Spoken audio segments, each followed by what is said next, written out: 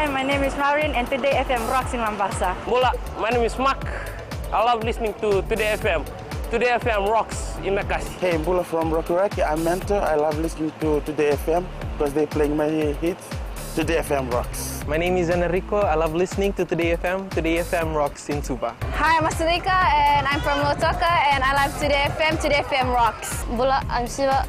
I'm from Bath. I love listening to Today FM. Today FM rocks. Today's hit music on Today FM.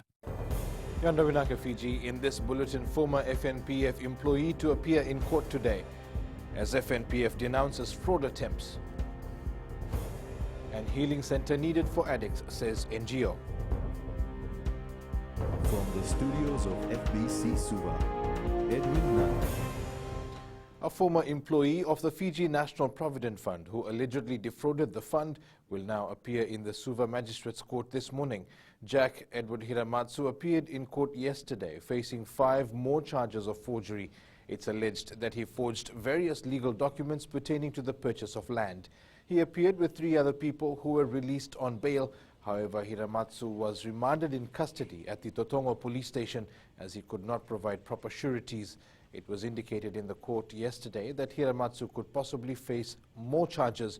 He appeared with Andimara Rufina Garanivalu, Melaseteki Sara and Senipede Tandulala yesterday. Meanwhile, the Fiji National Provident Fund has denounced attempts by members to defraud the fund. Chief Executive Chauchi Koroi has condemned attempts by members to access their retirement savings through dishonest means and warns that the fund will come down hard on anyone who tries to defraud the FNPF. Koroi says it is regrettable that some members are resorting to dubious means in order to access their funds and are ruining their lives in the process. He's reminded members that their savings are for retirement and they can only access these funds under specific withdrawal grounds. The FNPF adds there are control mechanisms in place to curb fraud, and these controls have helped detect dishonest activities. He labeled the involvement of a former fund staff as deplorable, adding that the fund will make no exception when dealing with those who choose to go rogue. And there was a report from TVNZ. On to other local news.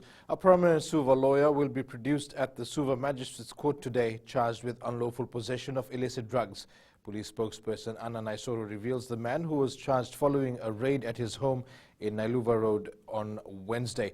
The accused was found with white substances, later tested positive for methamphetamine, and dried leaves which tested positive for marijuana. It's believed he has already got cases pending in court. A long-term healing center is required for drug addicts to fully recover. The chief executive of the NGO Volatambu Group, Kalesi Volatambu, says more needs to be done to treat substance abuse because of the use of methamphetamine and cocaine increasing. Volatambu says addicts cannot be prescribed with medicines. Substance abuse has also been detected in schools with over 1,600 cases last year. The Health Ministry is in discussions on this matter. So literally it has to be a drug-free rehab. A short-term does not work. Obviously, we do not have that facility in Fiji right now. We don't have a facility that can hold people in that, in a longer period residential rehab. The phase-out of rural local authorities in the Maritime Islands started last year, with municipal councils taking over. The policy is to ensure that better infrastructure development and operations in Maritime Islands, as well as the overall health of the people, are priorities. Local Government Minister Premila Kumar confirmed that the 2 islands which have been handed over to municipal authorities are Kandavu and Tavyuni. The Suva City Council will manage the infrastructure development of Kandavu, while Tavyuni will be managed by the Savu Savu Town Council.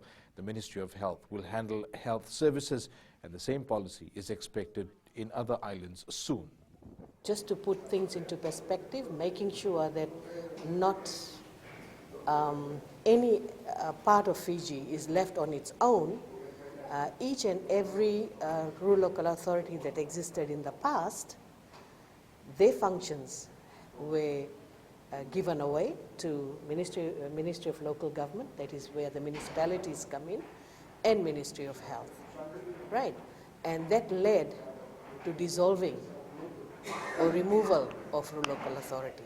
So under this arrangement, Kandavu comes under Suva City Council. Coming up, Flying Fijian squad to be named today. And Gamel talks about achievements. Stay with us.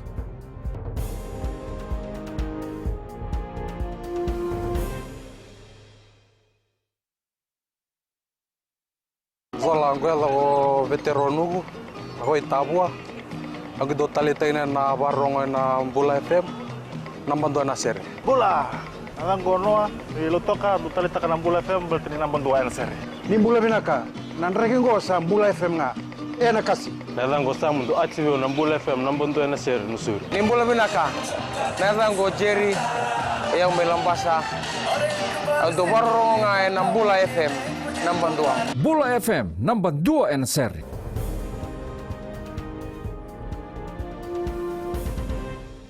Welcome back. Flying Fijians coach John McKee will be naming his team for the Rugby World Cup this afternoon.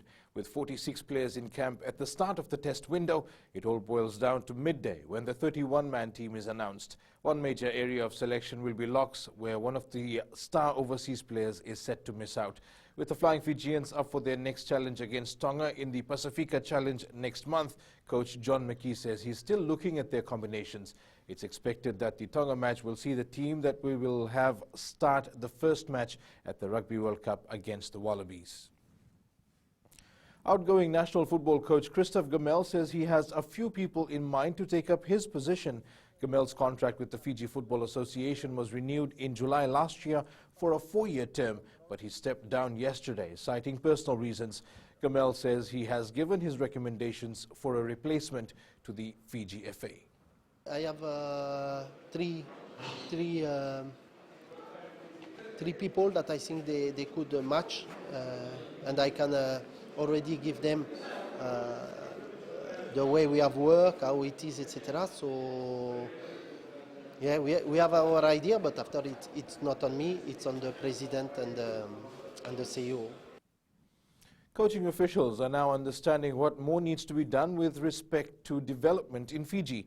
Regional Training Manager Oceania World Rugby, Tale Moanga, says there are 3 levels of courses that coaches are to take.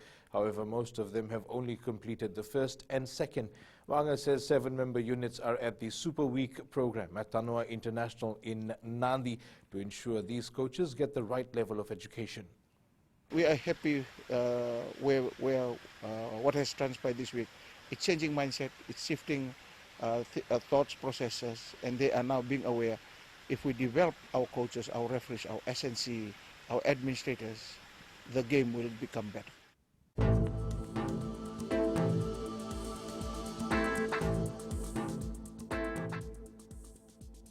Fine, apart from brief isolated showers over the eastern parts and the interior of the larger islands, elsewhere mainly fine weather, cool nights. Moderate east to southwest winds expected to gradually turn and become predominantly southeast tomorrow with moderate seas. And that is your FBC Morning News. Remember to join us at 1 p.m. and 7 p.m. for our major bulletin. For these stories and others, you can also tune in daily to our sister radio station, Gold FM. That's it from me for now. Have a good morning.